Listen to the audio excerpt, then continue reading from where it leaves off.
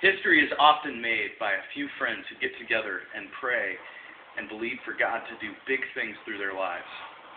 So this happened about 120 years ago when a brother and sister named Grace and Robert Wilder were praying for God to move on universities across America in a way that would become a blessing to the nations of the world.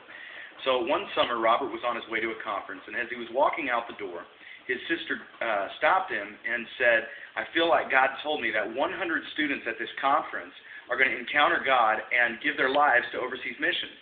So Robert goes to this conference, and while he's there, he feels inspired to grab 10 international students.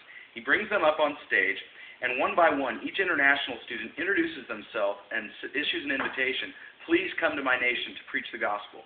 The Spirit of God falls on the room, and after the conference, Robert and a few of his friends got together and began traveling on horseback to 162 college campuses to spread this vision of what God was doing to send college students to the nations.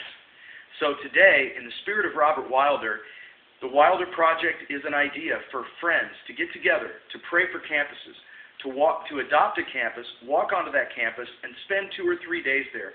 Meet international students, pray with them for their nation, make friends, sleep in the dorms, sleep in your car, but call campuses to pray, preach the gospel, and call students to get involved in the adventure of what God is doing in the world.